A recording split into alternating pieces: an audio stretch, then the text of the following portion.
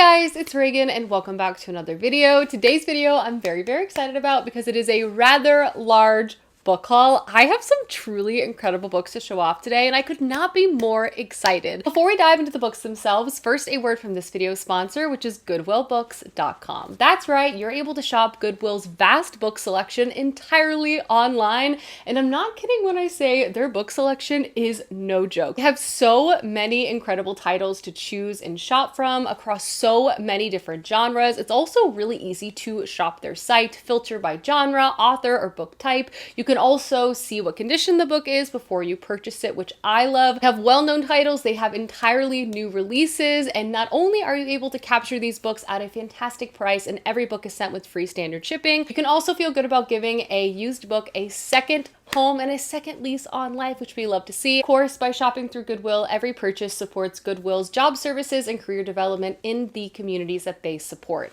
I have a little mini haul of some books that I picked up off their site, and you're gonna see immediately just how fantastic this book selection is. But before I dive into the books themselves, I of course have a special offer code. If you use the code PERUSE, GWB, you're able to save 20% off your next purchase, which again comes with free shipping. The first book I picked up from goodwillbooks.com is Feybound by Sarah L. Arafi. This literally just came out and this hardcover is in like new condition and I'm truly obsessed, but I have seen this book everywhere. This is described as a new queer must-read romantasy story, and if there's one thing I'm always looking for, it's for a romantasy to sweep me off my feet. This story centers two Fae sisters who are exiled from their home and they're forced to now survive in a very dangerous wilderness setting. From there, they basically stumble upon the impossible, which is the Fae court, which very quickly pulls them in and wraps them into their deadly politics, meaning all different sorts of dangerous people along the way. This is the first book to a new trilogy. I've truly only heard fantastic things about this book. It also just came out in January, one of my most anticipated releases for the year, so I'm thrilled to add this to my shelf. Next up is a sequel to one of my favorite series out there, and that is A Prayer for the Crowned Shy by Becky Chambers. This, of course, is the sequel to A Psalm for the Wild Built, and this is part of the Monk and Robot short story series by this author, which is truly one of the most delightful, cozy, endearing reads that is currently being published. I love this series so much. This is set in a post-apocalyptic, sort of post-capitalist world. In this book, we're introduced to our first main character, who is something called a tea monk. They basically travel around to various communities offering solace, advice, and tea as their job. But at the beginning of book one, they're feeling a little listless, a little lost, so they decide to travel into the wilderness to kind of find themselves. But instead, they find our other main character, Moscap, who is a robot, and they form an unlikely friendship and relationship. It's all about sharing different life experiences and kind of connecting through differences and similarities. It's truly beautiful. I have reread the first book so many times, and I'm thrilled to have the second installment on my shelf and another beautiful copy. And the last thing I'm going to show off for my goodwillbooks.com book haul is truly next level. I somehow was able to find a hardcover box set of the Murderbot Diaries series. I didn't even know this existed, and it's truly beautiful. It came not only with every single dust jacket on these books, but also the box itself. I'm shook. But this is the first 4 books in this series. The first is All Systems Red. Then we have Exit Strategy, Rogue Protocol, and lastly, Artificial Condition. I'm not sure if I showed these off in the correct order, but the Murderbot Diaries introduces us to our main character, Murderbot, and they are like a sentient robot, and they're not supposed to be sentient, so they're hiding it from their employer. We follow Murderbot as they're basically trying to play it off that they don't have opinions or a point of view. We're also quickly pulled into this larger sci-fi conspiracy with the planet that they're sort of working on. The first one was honestly very explosive. I loved reading from Murderbot's point of view. They're funny and endearing and you're rooting for them, and it's also a very complicated, intense sci-fi setting as well. So I'm so happy that I not only have the first one, but the next 4 books in this series, and I definitely plan to marathon them soon. Alrighty guys, that is my goodwillbooks.com used book haul. Again, I'll have a link down to their site as well as my exclusive offer code down below if you guys want to learn more. But without further ado, let's go ahead and dive back into the rest of the books I picked up. Next book I have to show off is The Heir of Novon by Michael J. Sullivan, because I apparently just have a habit of picking up sequels and third books in series that I'm a little bit behind on. I try to use it as motivation to kind of keep me going, but here we are nonetheless. But this is the third book to the Heir of Revelation series, following our two main characters, Royce and Hadrian, a very beloved fantasy duo full of friendship and banter and the whole nine. I obviously love Michael J. Sullivan as a writer quite a bit. I marathoned his other series last year and just really enjoyed it. I've read the first book in the Heir of Revelations. I thought it was okay, but I also found it to be like very comforting and like a cozy time, even though there's nothing actually cozy about it at all. But basically in this series, we're following our main characters, Royce and Hadrian, who are mercenaries for hire. In book one, they're hired to steal a sword, but in doing this, they're basically framed for the murder of the king. From there, each book, because each of these is actually a bind up of multiple stories, you see them kind of get pulled into like various political scenarios, and things have been building on itself. I need to read book two, which I plan to do very soon, so I thought, you know, let's just grab book three. Next book I grabbed is a book I feel like I've just been seeing everywhere for a long time online. It's just a very beloved book that I actually think I would really enjoy, so I decided to finally add it to my shelf, and that is If We Were Villains by M.L. Rio. This, I believe, is kind of like a dark academia murder mystery story. In it, we're following our main character Oliver, who prior to the start of this novel, in fact 10 years from the start of this novel, he was once part of like this group of 7 very like academically inclined, ambitious young people who were all part of the same like Shakespearean theater company. However, though, something happened wherein which Oliver at the beginning of this book is just being released from prison, and the man who put him there, a detective, is knocking on his door trying to see what actually happened 10 years prior, and Oliver is finally ready to talk. So I think this blends past and present. It's going to be dark and mysterious. I'm curious about this. I feel like it's going to be very vibey. I love dark academia. I love characters making questionable decisions, and I feel like this is going to have all of those things. So I'm excited about this. Another book I'm very excited about is The Killing Moon by N.K. Jemisin. This is the first book to the Dreamblood series by this author, and I believe the only series of hers I have not read yet. So I'm really looking forward to beginning that process, because N.K. Jemisin is by far and away one of my favorite fantasy writers out there. Like, everything she's released I have loved. So I don't know why I have not read this yet. It seems confusing to me, but we're finally fixing it. But this is the first book to a fantasy series set in an ancient city where peace rules above all. The way that peace has been able to be maintained is that there are individuals called gatherers who stalk the rooftops at night, and they basically like siphon the magic from people living here and use it to soothe, to heal, or to judge those they view as corrupt. At the beginning of this book, though, a conspiracy sort of rocks the citadel at the central part of the series, and we're introduced to our main character, who's actually like a very powerful gatherer. This conspiracy sort of upends everything he thought he once knew, and I believe we begin to follow him from there.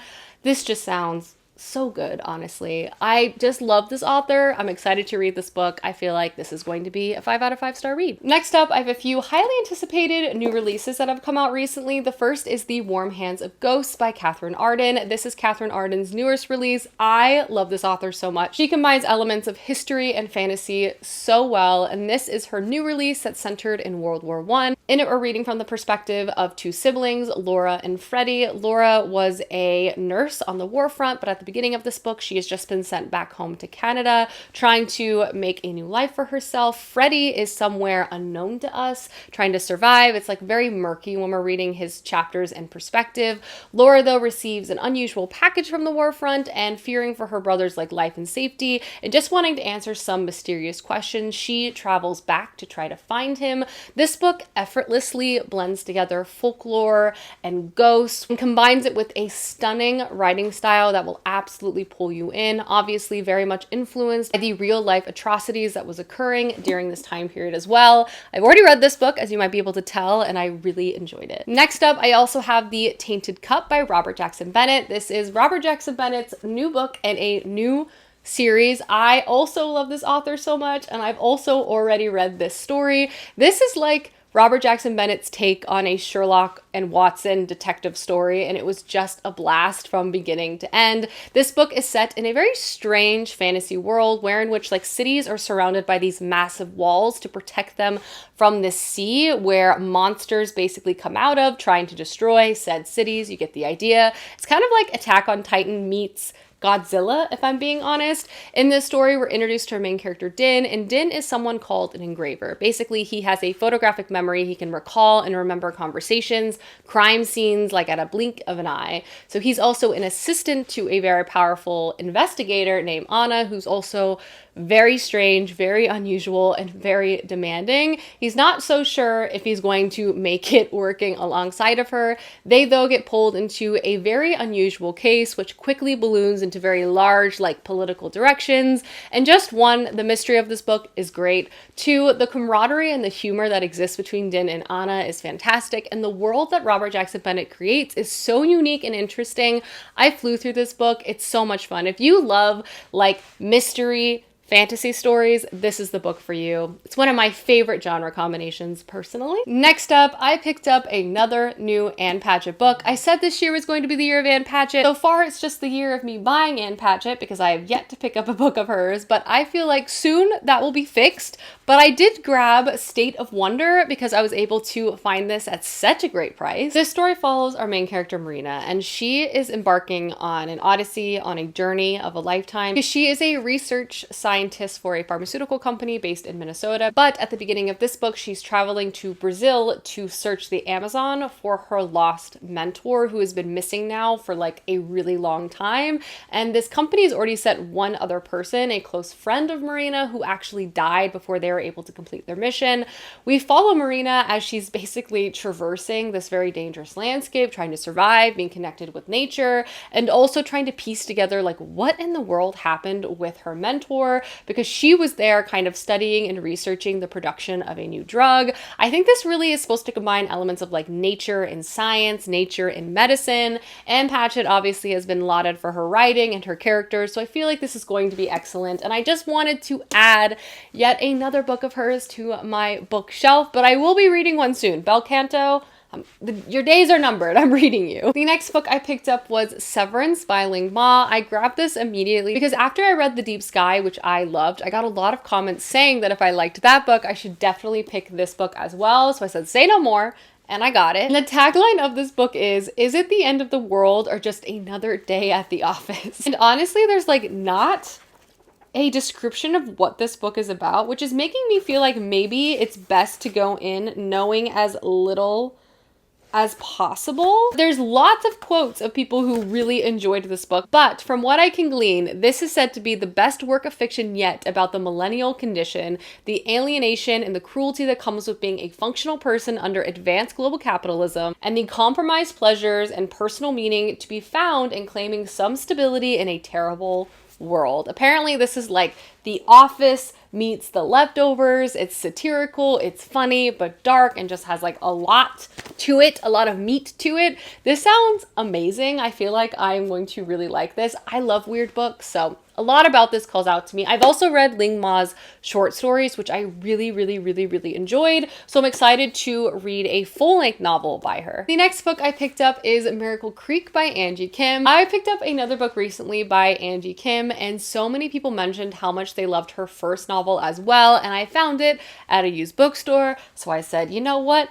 Let's go ahead and buy it. And the synopsis of this just sounds amazing because it's an isolated kind of psychological murder mystery. This book takes place in a small town in Virginia, and a group of strangers come together to take place in an unlikely experiment where they're all put in this submarine, and it's supposed to provide a variety of like healing benefits, and everyone enters this submarine for their own reasons. But the submarine ends up exploding and 2 people die. Question is, who was responsible? Was it the exhausted mother of a patient, the owners hoping to cash in on a big insurance payment and send their daughters to college? Could it have been a protester? Basically, we don't know, but I imagine we're reading from a variety of different perspectives surrounding individuals in this submarine, outside this submarine, and it sounds so interesting. I feel like I need to just read both of Angie Kim's books because they both sound like psychological and have a thriller lean, but also have literary fiction elements to them as well that just really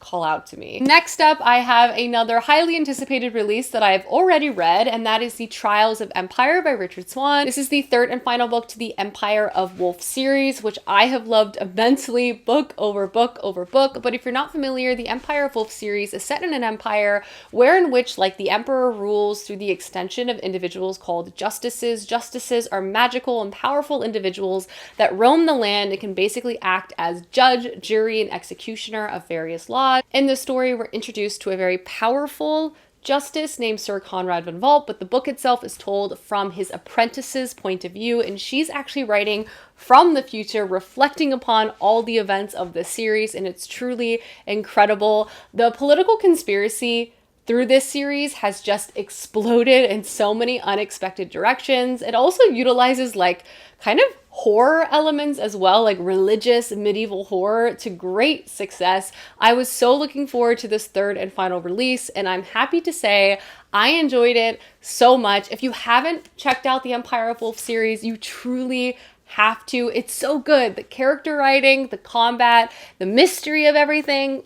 I loved every single second of it. Alrighty, I promise we are in the home stretch. The next book I have to show off is The River of Silver by S.A. Chakraborty. This is a collection of short stories taking place before and after the Daevabad series by this author, which is one of my all-time favorite fantasy series to date. It just has such fantastic characters, such a well-written, like historically influenced setting, amazing politics, truly a fantastic read from beginning to end. So I was really excited to find this hardcover copy of the short stories at a used bookstore, so I didn't have to pay full price. But if you're not familiar, this series is basically set in 18th century Cairo. And in this series, we're introduced to our main character who is surviving day to day by being a thief until one day she steals the wrong object, which accidentally releases a warrior djinn who then sweeps her away to this magical city called Daevabad. And there she discovers that she has kind of a lost magical legacy of her own.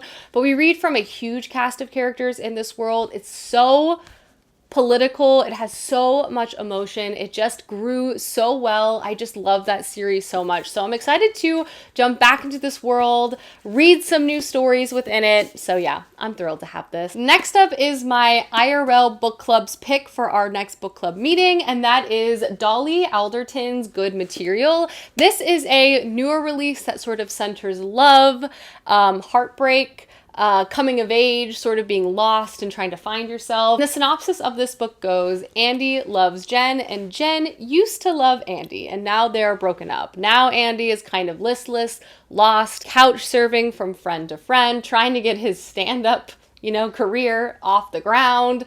But he's also really hyper fixated on trying to understand like what happened between him and Jen, like what resulted in their breakup, because he feels like if he can understand what was the reason why they broke apart, he can finally begin to move on from this heartbreak or possibly win her back. This is said to be sharply funny and exquisitely relatable account of romantic disaster. I also feel like it has possibly like alternate branches of the story itself. I'm not entirely sure, but I've heard such good things about this author's writing in general and just her exploration of like love, loss, and breaking up and heartbreak and all of that. So I'm looking forward to reading this and discussing this with my friends. So obviously I had to grab it. And the last book I was able to grab was The Wisdom of Crowds by Joe Abercrombie. This is the third and final book to the Age of Madness series, which I also got at a used bookstore for a pretty decent price for a unread hardcover copy. I have not read any books in this Age of Madness trilogy, but I am happy to report I officially have all 3 books. But I will say I am on track to at least start this soon because I only have 2 of these standalone novels within the universe of Joe Abercrombie to read, so hopefully I will read and finish those and be able to pick up the Age of Madness series soon. I obviously don't know exactly what this trilogy is about, but from my understanding of Joe Abercrombie's writing, it's likely set in a grim, dark world in reality following a cast of characters who are bloody and complicated and people you should not like because they're really kind of bad people, but somehow you grow endeared to them anyway. Lots of complicated and unlikely character overlaps and political conspiracies. The whole thing. I've really enjoyed the first trilogy by Joe Abercrombie, and the standalone novels I have already read. So I'm looking forward to continuing on in this other trilogy by him. So I can easily marathon now because I own all of the books. Alrighty guys, that is my rather large book haul. Again, big shout out to goodwillbooks.com for sponsoring this video, but I hope you guys enjoyed, and I will see you soon with another one soon. Goodbye!